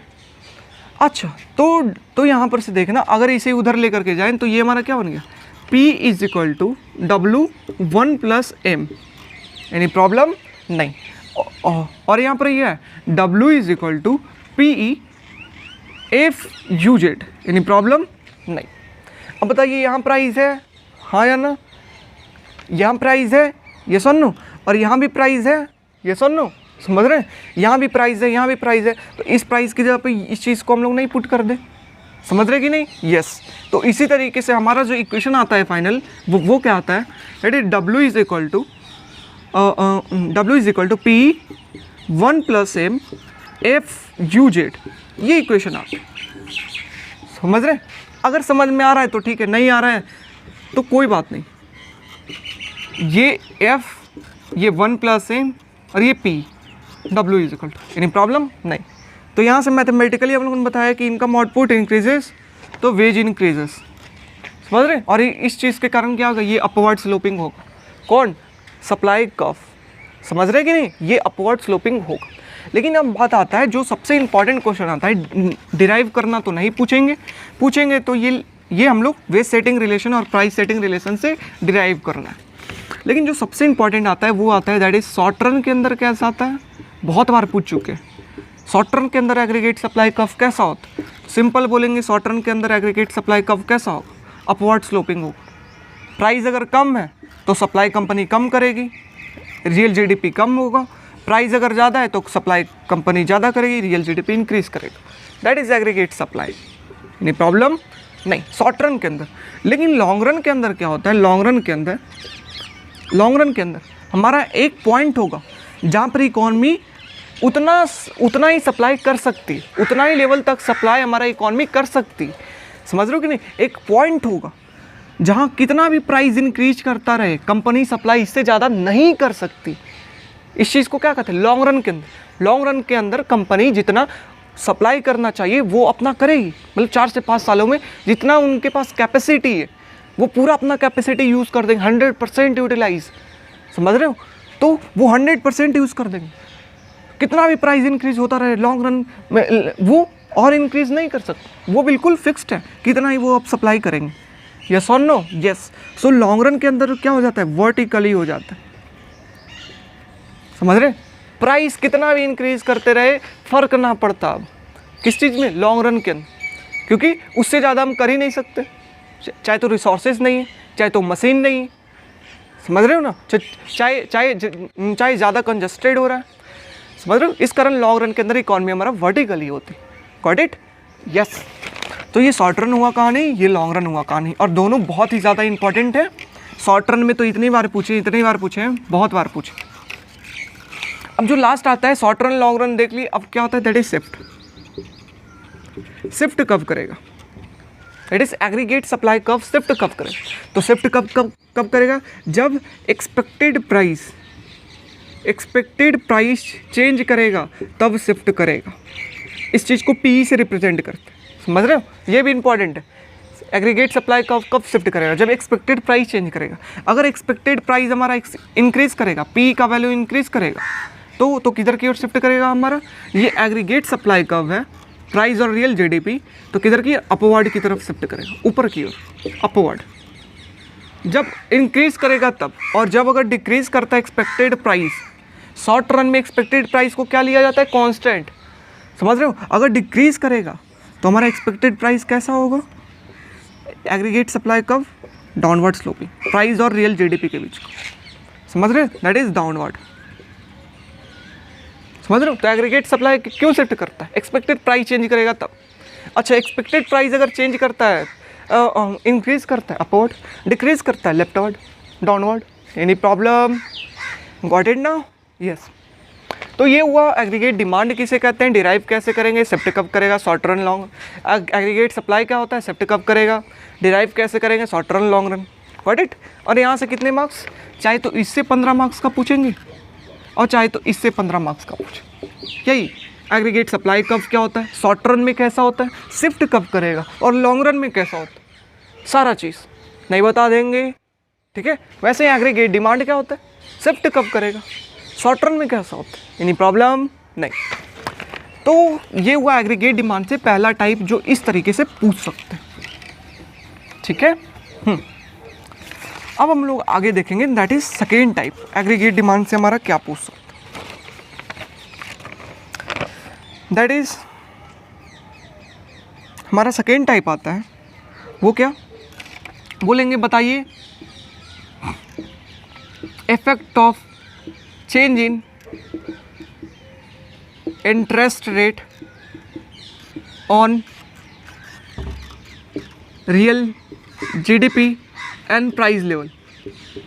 बताइए इंटरेस्ट रेट चेंज होने के कारण रियल जीडीपी और प्राइस लेवल पे क्या इफेक्ट पहुंचेगा, बताइए कैसे बताएंगे, आइए बताते हैं। तुरंत कर्व के थ्रू हम लोग को बताना है, ठीक है। ये इंटरेस्ट रेट क्या आई, ये हमारा क्या वाई, इनिशियली हमारा क्या है, that is C plus I plus G plus N X, यानी प्रॉब्लम नहीं, समझ रहे, C plus I plus G plus N X ये चीज़। और ये हमारा क्या है, reference line initially equilibrium E0 पे, ठीक है। सपोज हमारा क्या हुआ, इंटरेस्ट रेट गेट इंक्रीजेस, अगर इंटरेस्ट रेट बढ़ेगा तो इन्वेस्टमेंट हमारा कंपनी मतलब हमारे देश के अंदर ज़्यादा होगा, हाँ या ना, बाहर से लोग ज़्यादा आएंगे, पैसे ज़्यादा इन्वेस्ट करेंगे, ये सब चीज़ समझ रहे हो। तो इस तरीके से ओके, इंटरेस्ट रेट बढ़ना नहीं कम ना कहते, कम ना करेंगे तो इन्वेस्टमेंट क्या होगा हमारा, इंक्रीज ना करेगा, यस। तो अगर इन्वेस्टमेंट इंटरेस्ट रेट डिक्रीज हुआ तो इन्वेस्टमेंट क्या हुआ, इंक्रीज हुआ, जिसके कारण आई का पार्ट क्या हुआ, इंक्रीज किया, आई बार इंक्रीज किया तो किधर की ओर शिफ्ट करेगा, अपवर्ड की तरफ शिफ्ट करेगा, यानी problem. Initially interest rate I0 इधर शो करते हैं, इनिशियली अगर इंटरेस्ट रेट की बात करते तो हमारा कितना है, that is I0, initially I0 पे हमारा इंटरेस्ट रेट है, तो इनकम आउटपुट कितना है Y0। इंटरेस्ट रेट क्या किया, दैट इज हमारा डिक्रीज कर गया, डिक्रीज किया I1 लेवल पे, तो कहाँ बताइए किधर की ओर शिफ्ट किया, अपवर्ड की ओर, इक्विलिब्रियम E0 से E1, income output increases Y0 से Y1 लेवल पे, यानी प्रॉब्लम नहीं। Y0 से Y1 क्यों, इंटरेस्ट रेट डेरिवेटिव से ये अपवर्ड, एग्रीगेट डिमांड ये Y1 लेवल पे, तो ये क्या हुआ, इनिशियली हमारा ये पॉइंट पे था, अब Y1 लेवल पे कब, जब इंटरेस्ट रेट कम हुआ, समझ रहे Y1 लेवल। तो बताइए क्या हुआ, अगर इंटरेस्ट रेट कम होता है तो इनकम आउटपुट क्या करता है, इंक्रीज करता है, यस और no, that is real GDP. तो अगर इंटरेस्ट रेट कम हुआ तो रियल जीडीपी इंक्रीज करेगा, और इसी तरीके से अपोजिट एक ग्राफ बनेगा जहाँ पर इंटरेस्ट रेट इंक्रीज करेगा, इन्वेस्टमेंट कम होगा, और ये कर्व इधर की ओर नहीं इधर की ओर शिफ्ट करेगा डाउनवर्ड। अब इधर की ओर शिफ्ट करेगा, ये Y0 था, अब कितना आ जाएगा, इस लेवल पे आ जाएगा, दैट इज जब इंटरेस्ट रेट बढ़ गया तो इनकम आउटपुट क्या गया, कम गया, रियल जीडीपी का क्या गया, कम गया, यानी प्रॉब्लम नहीं ना, समझ रहे कि नहीं, interest rate decreases income output, यानी प्रॉब्लम नहीं ना, समझ रहे, got it, yes. That is real GDP और इन्वेस्टमेंट इंटरेस्ट रेट अपोजिट है। अब बताइए ये प्राइस लेवल क्या करेगा, ये बताइए प्राइस लेवल पे क्या इफेक्ट पहुंचेगा, ये प्राइस लेवल पे क्या इफेक्ट पहुंचेगा, तो वो हम IS कर्व के थ्रू समझा सकते हैं, IS कर्व के थ्रू। इनिशियली हमारा क्या है, दैट इज इंटरेस्ट रेट हमारा IS, ये LM ये IS, इनिशियली हमारा क्या है, इंटरेस्ट रेट हमारा क्या है, I0। अब क्या हुआ, सपोज इंटरेस्ट रेट हमारा बढ़ गया, इंटरेस्ट रेट क्या गया, बढ़ गया, तो इंटरेस्ट I0 था, तो हमारा देखना यहाँ पर प्राइस जो है और ये रियल जीडीपी के बीच का, तो ये प्राइस इनिशियली कितना है, P0 Y0, यानी प्रॉब्लम नहीं, जब E0 पे था। फिर क्या हुआ, हमारा इंटरेस्ट रेट इंक्रीज कर गया, इंक्रीज कर जाने के कारण क्या होगा, बताइए जो डिमांड होगी वो क्या होगी, अब कम होगी, यस और नो, डिमांड अब क्या करेंगे, कम करेंगे, देन व्हाट, सप्लाई, समझ रहे हो, इंटरेस्ट रेट गेट इंक्रीजेस, लोग पैसे की डिमांड कम करेंगे, इन्वेस्टमेंट ज़्यादा होगा, जिसके कारण क्या होगा, ये जो है इनकम आउटपुट क्या हो जाए, इंक्रीज़ कर जाएगा। यस और नो? यस। अब लोगों के पास पैसा ज़्यादा है तो वो इकॉनमी में ज़्यादा डिमांड करेंगे या कम करेंगे? ज़्यादा करेंगे। अगर ज़्यादा करेंगे तो वो प्राइस देखना, यहाँ से प्राइस लेवल क्या होगा उनका, समझ रहे हो? लोगों के पास अगर पैसा ज़्यादा है, समझ रहे हो, तो वो पैसा ज़्यादा है, लेकिन वो पैसा क्या कर रहे हैं, बैंक में ना जाके डिपॉजिट कर रहे हैं। यस और नो? यस। तो वो डिमांड प्राइस, लोगों के पास पैसा ज़्यादा है लेकिन डिमांड उतना ज़्यादा नहीं करेंगे, गॉट इट ना? यस, डिमांड ज़्यादा नहीं करेंगे। अब इंटरेस्ट रेट हमारा क्या गया, कम गया, जिसके कारण इन्वेस्टमेंट क्या गया, इंक्रीज़ कर गया। अगर इन्वेस्टमेंट कम इंक्रीज़ करेगा तो बताइए, लोग डिमांड कम करेंगे तो प्राइस क्या होगा, कम होगा। That is negative relationship. Yes और नो? यस। तो इस तरीके से बताएंगे, जब इंटरेस्ट रेट हमारा क्या हो जाएगा, कम जाएगा, रियल जीडीपी क्या कर जाएगा, इंक्रीज़ कर जाएगा। और क्या होगा, इन्वेस्टमेंट ज़्यादा होगा कंपनी के द्वारा, और क्या होगा, इन्वेस्टमेंट ज़्यादा होगा तो प्राइस क्या होगा, कम होगा। ये प्रॉब्लम नहीं ना? यस, ये चीज़ समझ रहे हो। इंटरेस्ट रेट कम गया, जिसके कारण इनकम आउटपुट लोगों के पास ज़्यादा होगा, मतलब बैंक में अब वो डिपॉजिट कम करेंगे तो ये डिमांड ज़्यादा करेंगे तो प्राइस क्या होगा, ज़्यादा होगा। Got it? यस। तो कंफ्यूज नहीं करना है, दैट इज़ इंटरेस्ट रेट अगर कमता है तो लोग इनकम बढ़ता है, क्योंकि इन्वेस्टमेंट बढ़ेगा, प्राइस ज़्यादा होगा, डिमांड ज़्यादा करें। जब इंटरेस्ट रेट कम इंक्रीज़ करता है, इन्वेस्टमेंट कमेगा, इनकम आउटपुट कमेगा, तो प्राइस लोग डिमांड कम करेंगे। What is my point? Yes ना? यस। तो पहला ये कि इंटरेस्ट रेट चेंज होने के कारण क्या इफेक्ट हो। दूसरा आता है इसमें, दैट इज बताइए डिमांड शॉक के कारण रियल जीडीपी और प्राइस लेवल पे क्या इफेक्ट पहुंचेगा। समझ रहे? डिमांड शॉक के कारण effect of demand shock on real GDP and price level. देखिए, डिमांड शॉक जो होता है ना, चाहे तो वो पॉजिटिव हो सकता है और चाहे वो नेगेटिव हो सकता है। पॉजिटिव का मतलब ये डिमांड शॉक, मतलब डिमांड की तरफ शॉक लगना, मतलब चाहे तो इंक्रीज ज़्यादा तेज़ी से इंक्रीज तुरंत कर जाए, चाहे डिक्रीज कर जाए तुरंत। समझ रहे हो? तो बहुत तेज़ी से इंक्रीज करना, मतलब एग्रीगेट डिमांड तुरंत इंक्रीज कर गया। कर्व ड्रॉ करते हैं, ये aggregate supply curve short run में, लॉन्ग रन में aggregate demand curve. Price level और रियल जीडीपी का रिलेशन है, इनिशियली इक्विलिब्रियम E0। तो क्या होगा, that is aggregate demand positive है तो किधर की ओर, अपवर्ड की ओर, एग्रीगेट डिमांड ऊपर की ओर इंक्रीज कर गया।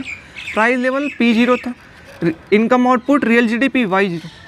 अब बताइए, जब एग्रीगेट सप्लाई शॉक पॉजिटिव है तो प्राइस लेवल क्या करेगा, बढ़ेगा, और इनकम आउटपुट क्या करेगा, बढ़ेगा। एनी प्रॉब्लम नहीं। पॉजिटिव है, डिमांड ज़्यादा कर रहा है, प्राइस क्या होगा, ज़्यादा। प्राइस अगर ज़्यादा होगा तो कंपनी क्या करेगी, ज़्यादा प्रोड्यूस करेगी, तो रियल जीडीपी क्या होगा, ज़्यादा होगा। एनी प्रॉब्लम नहीं। देखो, सप्लाई शॉक नेगेटिव हो सकते हैं। नेगेटिव का मतलब क्या, मतलब डिमांड हमारा कम जाना। कम जाना मतलब एग्रीगेट डिमांड किधर की ओर शिफ्ट करेगी, अपोजिट उसका, प्राइस लेवल रियल जीडीपी। ये एग्रीगेट डिमांड, ये एग्रीगेट सप्लाई, तो किधर की ओर शिफ्ट करेगी, अपोजिट, लेफ्टवर्ड की ओर। इनिशियली E0, तो price P0, income output Y0।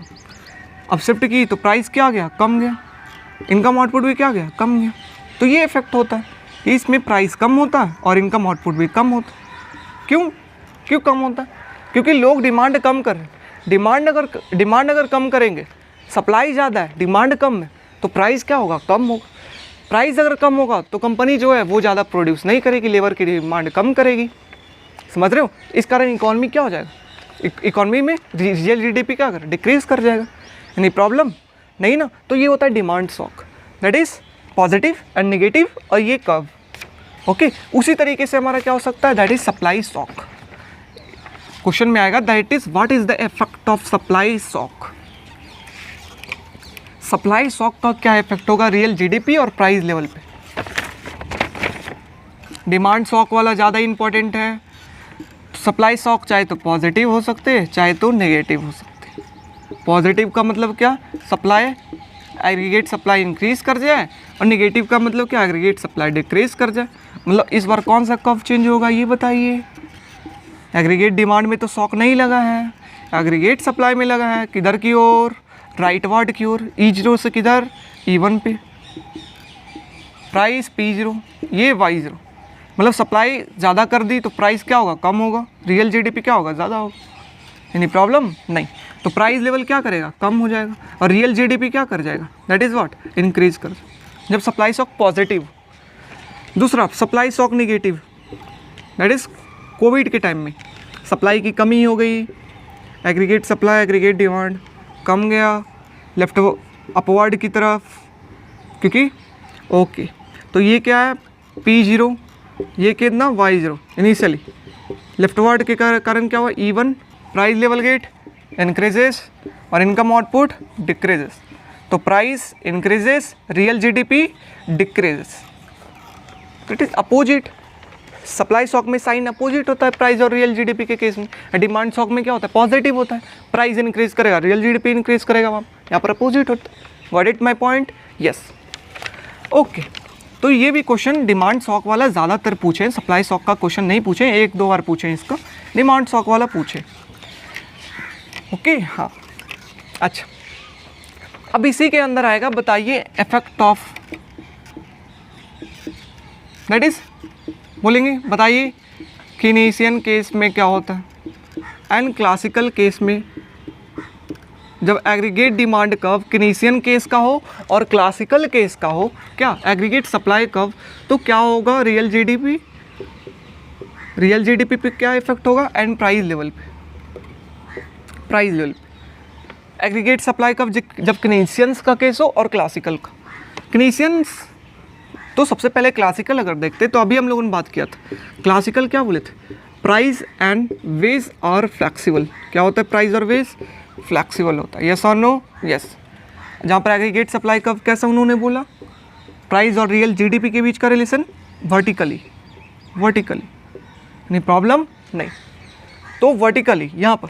तो अगर इनिशियली अगर ये बात करते एग्रीगेट डिमांड इनिशियली E0 है, प्राइस P0 है, अगर एग्रीगेट डिमांड में कोई भी चेंजेस आ रहा है, कितना भी इंक्रीज करेगा, रियल जीडीपी चेंज नहीं करेगा।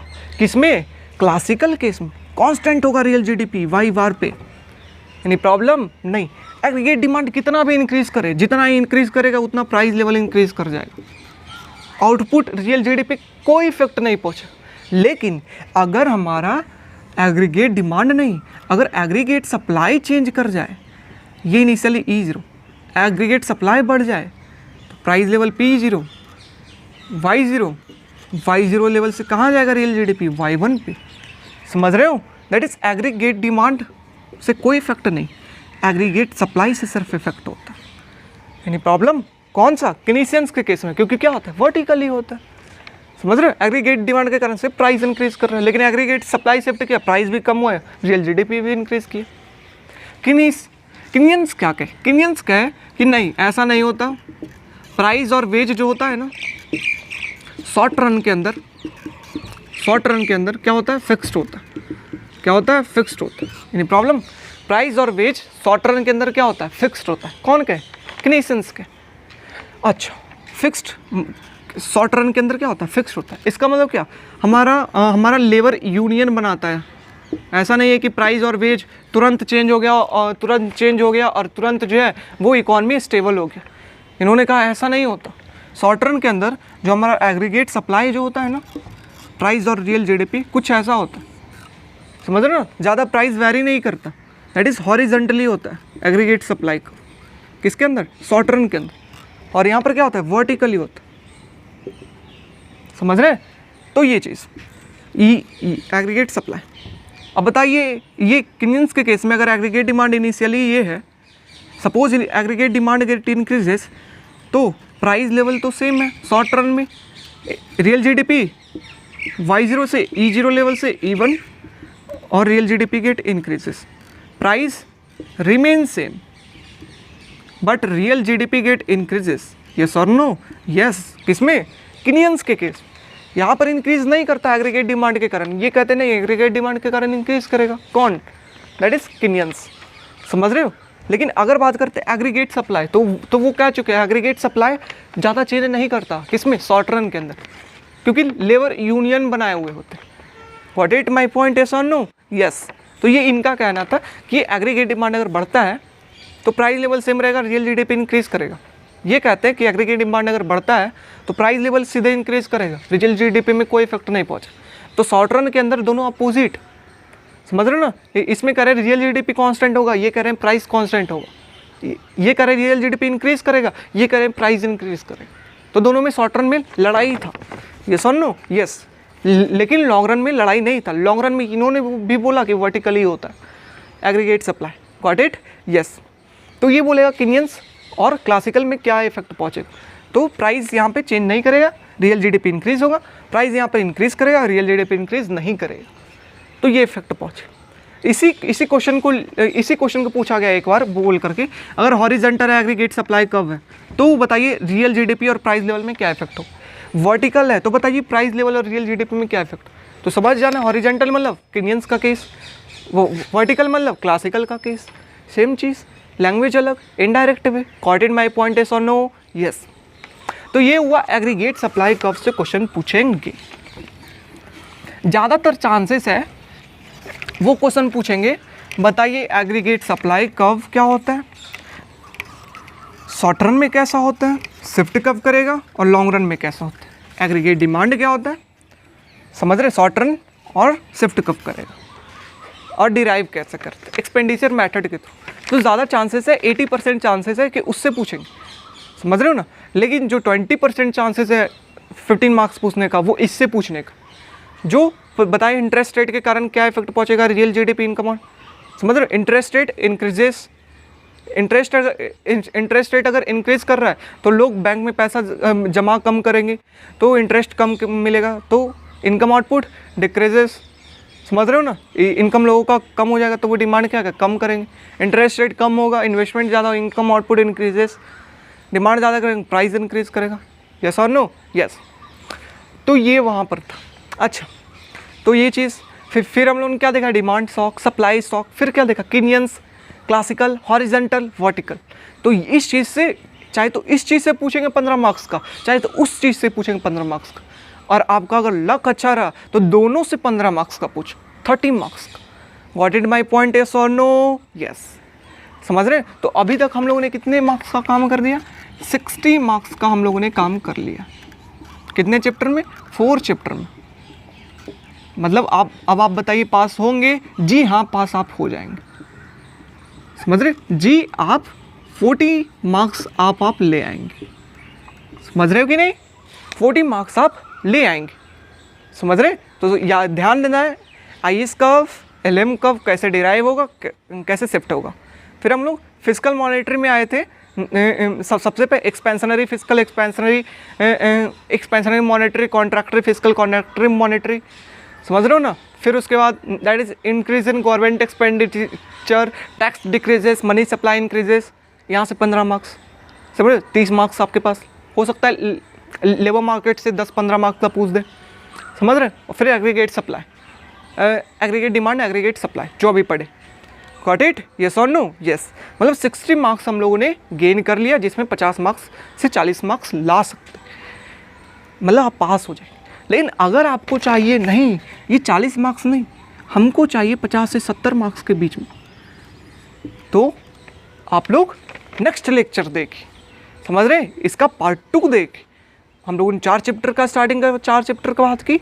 अब हम लोग बात करेंगे किस चीज़ के, inflation and unemployment, balance of payment and exchange rate, ये तीनों चैप्टर की बात करेंगे। और बाकी ये तीनों चैप्टर के बाद आप 50 से 70 मार्क्स गेन कर लें ईजिली। गॉट इट, यस और नो? यस। सो आइए वो लेक्चर देखिए। So thank you so much, मिलते हैं हम लोग नेक्स्ट लेक्चर।